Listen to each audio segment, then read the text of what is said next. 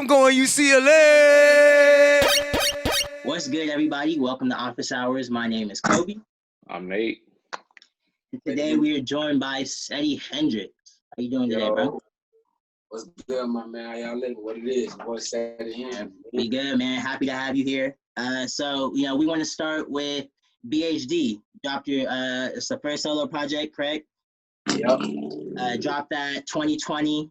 And we kind of just want to get into the process of making BHD. How was that for you? The process for making BHD was fun. It was exciting. It was different. It was something I felt like I had to do. Excuse me. It was something I felt like I had to do because it was a point in time in my career, in my life right now. I'm still fresh in it. So I want to get this part of me out the way. Let me go and get it out of the earth. So it was much needed EP for that.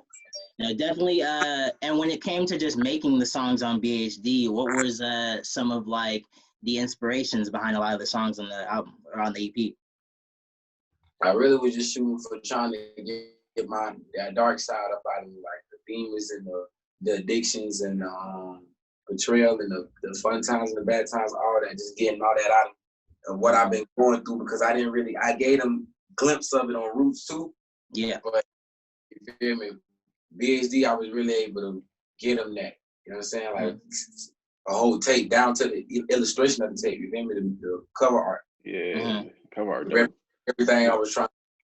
And you could definitely feel that, in songs like Hands Down, Grow, and you could definitely, you experience that pain with you, and you can definitely feel that pain. And that's like, for me, I was listening to it. That's definitely the one thing I saw. But when it comes to just like, with COVID and all, I know it's been hard just doing, shows, tours, all that. So how have you kind of been, keeping afloat, making bread, etc.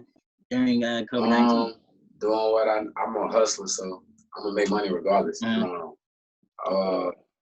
music just been doing great for me actually. Like I dropped my tape around the perfect time. Like I said, I'm still fresh into these. So the rate I'm going, at the speed I'm going, how fast I'm going, I'm loving it. You know what I'm saying? Like it's a blessing. It's moving real fast and doing good. I've been able to make my money through features and book shows. People still booking me. You feel me? Like just to line me up. You feel me? So I like to hear. Yes, sir. That's hard. That's dope. But one other thing that we had seen was 2019. You signed a DJ Drama, Don Cannon, and then they put you on the Decent Exposure tour. Yeah. So what was it like, being surrounded by all these global artists, Playboy Cardi, Moneybagg Yo, Wiz Khalifa? What was that like, on tour with them? Hell of an experience, man. Everything's an experience, man. You fresh out of jail and you get put on tour, a whole country, USA tour. Mm-hmm. Big, man. It was an experience. It's something I always hold on to. And it helped my career. It was a milestone complete in my career. Everything is a brick by brick. So it felt, to answer that question, it felt good. It was an experience. It was a brick by brick. That's nice. That's nice. I heard you mention milestones. Just like you got to be like any like upcoming milestones you looking like to get to. You hear me? Yeah, milestone. I heard you. Yeah, like you got any just like any like thing like sites just like in the near future you trying to accomplish or get to. I want some blacks. Cause I got plenty of milestones I want, but just so I don't go on the rant. Let me get some plaques. I need some plaques up under my belt. I feel that, and definitely with Low Key and that weed sample. I was thinking that, man. I'm like, Low Key gonna give me a plaque eventually. It's gonna give me a plaque. It's growing. It's almost at 5 music. And that's crazy because first time I heard Low Key, my roommate DeWitt, he put it on. I ran over to the room. I was like, damn, what? He's got the weak sample. Be on it. Like I was like, damn, he's spazzing. Oh God. And I see that, sampling is a real big thing that you like to do. You like a lot of, I think, what was it? Is Hands Down, does that have a sample as well? Maxwell, yeah. That's dope. And that also recently hit 1 million views on YouTube, right? Yep. Yeah. Congrats to you, bro. I did. You viewed it.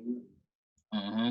But, another thing that we wanted to talk about was the 1800 Tequila Project with Future. So what was it like, being in the studio with one of the GOATs, Future, and also being in the studio with a lot of other upcoming artists? Being in the Future was an opportunity. That's all it was. It was just an opportunity. Another milestone because I told myself I was gonna be in the studio and him play my music. He was gonna help me, and I wanted to hear his feedback. So that was just the opportunity and a milestone. We worked with everybody else, and that was like a new family for 2 weeks in New York. Like we all stuck together, can't go nowhere alone. No nothing. Who these people is like a raw ass scavenger. We just ended up working. Damn, y'all was in the rapper bubble. Yeah, that's good. Dope. It's crazy. And then did y'all end up doing a show with like the 1800 Tequila? And how was that? It was Atlanta. That shit was amazing. They had ballerina on the ceiling and shit. Wow. Damn. And did you have you ended up collabing with any of the people that you met at during the project? Yeah, I got a song with Sean, video with Sean. I got a song with plenty of songs with Tez. I got plenty of songs with Young, Lights, Aura. I'm supposed to send my boy Aura song. We be in each other's comments on Instagram. That's my boy. I follow everybody. Juicy, we got a song. Yeah, I pretty much got different music outside of that, but all one. Yeah. And that's dope. That's cool. What's it like holding on to like connections, just like building relationships, like networking, like when you just like coming up in the rap game? Like how you like manage that? I try to hold on to. I don't even try to hold on to nothing. If it's genuine, I don't gotta worry about holding on to nothing because it's gonna be there. So I kind of let all that shit just let it be. I ain't got time to worry about none of that. I just focus on what I gotta focus on. And it feel good just knowing that, you know what I'm saying? So far it's good. Like everybody's thing and are genuinely happy for what I can see. You know what I'm saying? So and then when you talk about genuine, collaborations and working with artists, I know that OMB Peasy, he was the only feature that you had on the on BHD. And I know you mentioned something about a collab tape that was supposed to be dropping. Is that still coming out? Yeah, that's gonna come out for sure. Overkill Cut though. That's coming out for sure. That's supposed to be dropping soon, actually. Oh, that's wow. I see Peas as a brother to me. So they come to that music shit, label shit, and all this shit here. You feel me? That we gonna do that regardless. Like we done. You feel me? And what would you say? Because growing up, you were an independent artist, and then you first started off with the remix to Exchange that blew up, and then eventually, getting out of jail, then signing to a label. What would you say is kind of like the major differences that you see between being independent and going to a label? I got a machine. Other than that, it's the same thing. I still got to put in work because I still have a label, Florida Boy. So it's like meeting with another label to try to get my label off the ground while being a family to them. So it's just like it's a domino effect, really. Yeah, I feel that. And definitely one thing that I do see is that you always are repping Florida, always repping where you're from. Tell us a little bit about what it was like growing up in Jacksonville. Treacherous. You got your good childhood memories, of course, when you grow up from all that, But as I got older, boy, I kept getting into shit, man. And I did school. I was off my mom. I was an embarrassment because I always kept getting in trouble, and then got in the streets and all this extra shit. I was always, so my childhood was kind of fucked up. I done been through a lot of shit, man. That's why you get a lot of pain and shit and demonic and all that extra shit on me. Demonic ways. I saw. Oh yeah, I feel that. And a lot of and I know in another interview you referenced the fact that recording is real therapeutic for you. Yeah. And do you still do? You said that you did oil pastels. Do you still do those? Yeah, I still do oil pastels. I draw my fingers. Last time I drew oil pastels, me and my girl, we were in an Airbnb in Kentucky. She knew to do it. Like she brought some shit, and I was just with my fingers just drawing and shit. I did some drew some too on a big ass white poster. I did some oil pastels with my finger. I won first place for a Van Gogh that looked exactly like his. Like the lady, the teacher told her, like, man, this man drew an identical Van Gogh. This looks too much alike. Damn. That's hard. So like you would be just like a all around artist. Yeah. And that's dope, man. That's real dope that you found a way to kind of get your pain out there without having to, you know, resort to anything else other than, you know, music and painting and things like that. Like when you like making music versus like creating like paintings and what's that, like what's like the difference in like the creative flow? Like how do you like express yourself as an artist and like say like painting versus like that paint shit? I love trees. I love weed too. So the first thing I'm gonna always draw on the paper is a tree. No matter what I'm drawing, it has to have some kind of grass, leaves, sunshine, river, and I just go around that. And I just be on the creativity. That just be on some old. My motivation just come from like Chapman's Daycare on the north side, or Gilbert when I was out east, or Fort Kent. I think about my middle childhood and shit. Just go to paint shit. Think about a whole different type of motivation. Well, that is crazy to me. That, you know, a lot of rappers they don't really be, you know, showing that side of them, that other side, you know, painting. And you also said you hoop. Are you a real hooper? I'm a hooper. I can hoop. Niggas, I can hoop. Okay, you think you could be Quavo though? Shit, yeah. Okay. Because I know Quavo got that strap. Not gonna lie, I've seen that. But another thing that we wanted to talk about was what is, you know, you've gone on tour. You've been to a lot of cities. What is the best city so far that you've performed at? Texas, the bottom of Texas. I think it was Dallas and Texas. Period. Yeah. North Carolina. I love South Carolina, North Carolina, bro. I love South Carolina, North Carolina, Texas, and California, and New York. Really, bro, who I perform, they fuck with me. But I really fuck with them ones I just named. Florida. And what is it? The energy? Is it just the energy that the crowd gives you, or is it something about like the city? My city show up for me every time. Every time I do a show, my Duval turn up for me. So I love going home. That's cool. That shit dangerous though. So I be sticking and moving with it. Nah, I feel that you gotta move a certain way. But I like them states because they just be like, bro, you on that stage, you feel that energy, bro. Like when you can physically feel their energy screaming and yelling and bouncing off you, it's a whole another feeling, bro. Mm-hmm. Them states give me that feeling all the time. Like every time I go to them, they turn me up. And what was it like? You know, you talk about, you know, you get that energy every time. What was it like performing low key for the first time? It was fire as fuck. I ran performing low key for the first time. My boy Joe had my manager Willie Joe and Royce, the A&R for Generation Now. They had them put together an event, and I first performed it there. And they went crazy, bro. People went off stage, everybody walking up telling you, boy, you gonna be this, you gonna be that. I'm telling you, this record gonna be this, and then boom, I went on tour, had to perform it in front of 15, 30 to 50,000 people a night for 2 months. You feel me? And it was quick. All this was quick. Back. Crazy. So crazy. That's nuts, cause bro, I can't even imagine what it's like to perform a hit song like that in front of thousands of people who are all just rocking with it. They going as it goes. Like this shit was crazy. That should tell you that people like, I don't know what this song is, the beat knocking, I can barely hear the words, but I like his energy. The words I am hearing, it's sliding. So and definitely I feel like your energy had a lot to do with it, because you know, some people will come into a song and it's just like they come in on monotone, not really feeling it, and it's like, bro, if you're not feeling it, what makes you think we gonna feel it? Right, shit. But shoot, one thing I do see is that you definitely got drip. You got the whole Burberry fit on right now. So what is kind of like? I don't need Robin wearing designer for the past like 3-4 days in a row. But somebody commented, I could post it back up. Niggas like, boy, you could put. I wasn't regular shit. Jordans. I put that on for like I could make a Nike jumpsuit look dead fresh. Mm-hmm. So what's your go-to in terms of clothing? Like, what do you like to wear?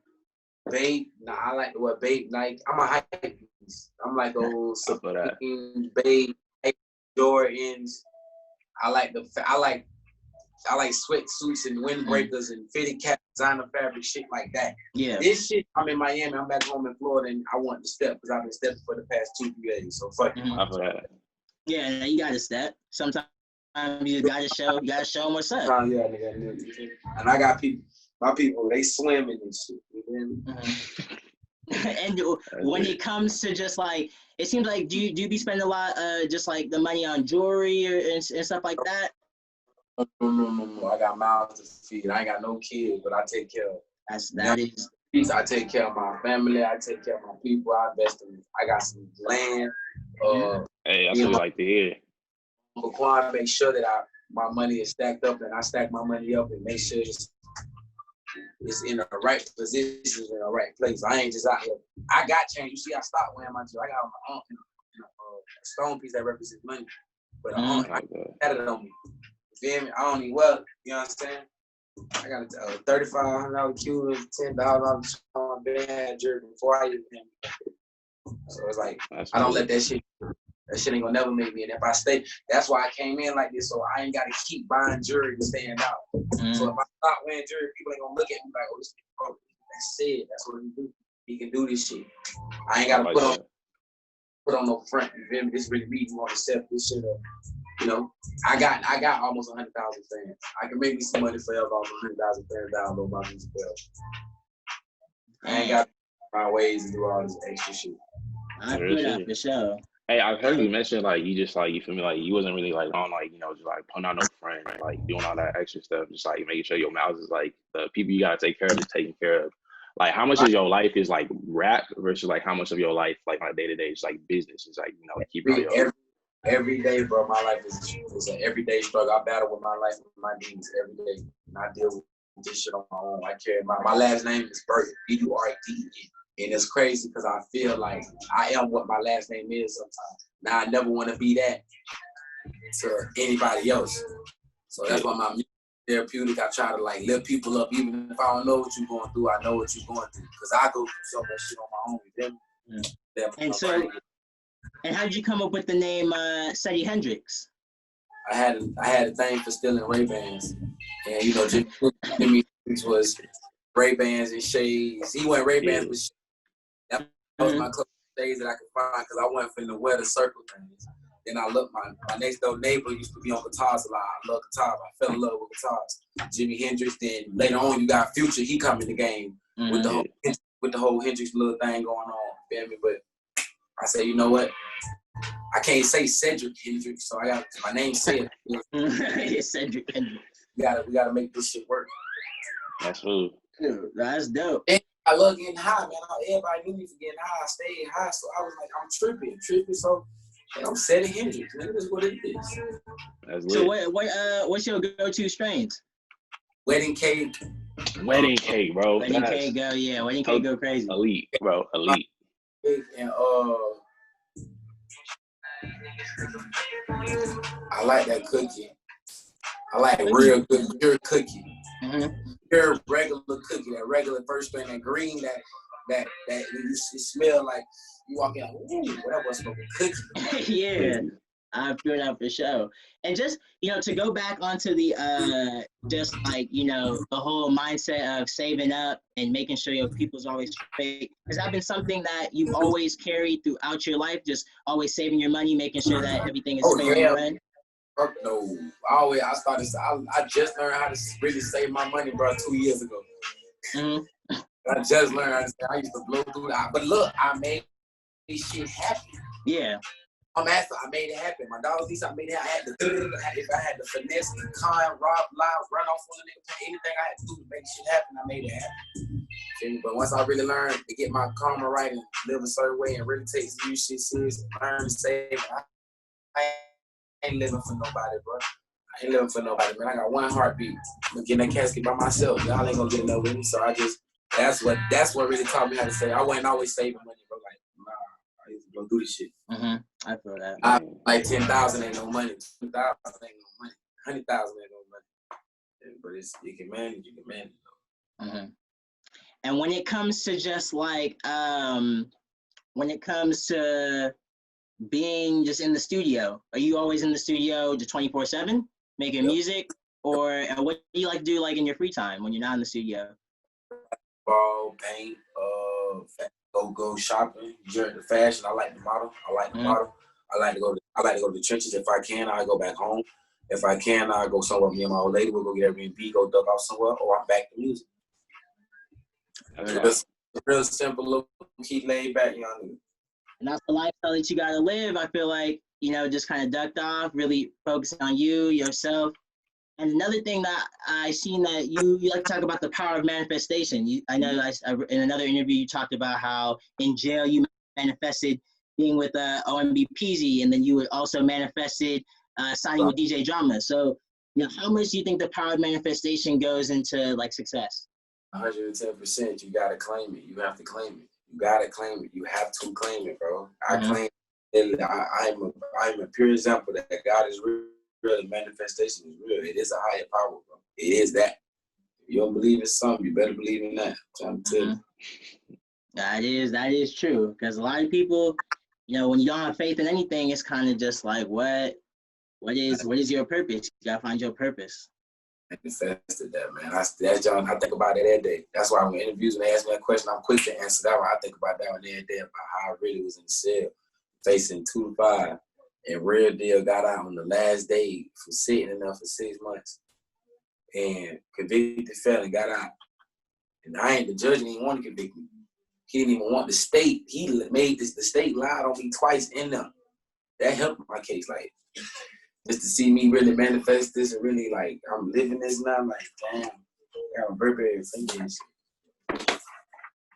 Dude. So you referenced something about remixing the dedication tapes. Dedication? Yeah. Okay, what can you speak a little bit on that, or is that just real low key right now? That's low key right now. That's it though. Just know Dedication coming. My next tape for 2-9 from the drop. Then I got Rhythm and Gangsta, then Dedication. I already got my next 3 tapes lined up. Rhythm and Gangsta. So you're about to explore just a lot of the R&B side, or? Yeah, Rhythm and Gangsta, but I'm gonna take it to the West Coast and mix the West Coast with Florida. Rhythm and Gangsta. Oh wow, that's gonna go crazy. Cold West Coast. West Coast got that rhythm and gangster, and Chicago is home of the gangsters, but Cali, gangsters. Yeah, rhythm. And have you connected or linked up with any of the Cali artists so far? Or? Yeah, shit, I'm locked in with a lot of Cali artists. A lot of them. Shout out my boy Bino. Shout out Wiz Khalifa. Shout out Chevy. Shout out Currency. Not Currency, Louisiana, but still he based in Cali right now. Shout out Burner. Shout out OBS. Shout out motherfucking Willie Joe. Shout out E40. Shout out Neff. You feel me? Shout out Teff. Shout out everybody in Cali who fuck with me. If I forgot anybody, because a lot of people in Cali fuck with me, bro. Ah, shoot. Well, you doing a whole interview with UCLA Radio. We for sure fuck with you. Yeah, bro. Coast to coast. Hell yeah. And then another artist I've seen that you posted on Instagram, Cash Page. Yeah, how did that relationship come about? Me and Cash Page had a mutual friend who invited me to a spot. I actually did a remix of her Cash Page song, and her friend heard it, like, yo, I'm gonna link you up with her. 3 months go by, she actually links me up with her. K Camp already knew me. That's the homie. K Camp had me on the tape. Cash, here's the tape. Boom, boom, boom. She plays some of my music. We in here playing her music. The vibe. She sends me a song like, yo, I heard you like the albums. I'm going to send you a song, man, so why not be a part of the album? Yo, send me this back and let me see what I think of it. And boom, we'll take it from there. So, I sent her the song. Hopefully, Seddy Hendrinx on a Cash-based album. That all led to the picture and the caption. Oh, wow. That's dope. Real deep. And what are your plans like, future, just for the future in general? Like, what do you have planned? What is? I'm trying to get me a Grammy or 2, have me at least 3-4 plaques, albums under my belt, 2 to 3 plaques under my belt. Plaques under my belt for sure, and I want 2 album plaques at least, 2 Grammys. And I'm good. I'm done with rap.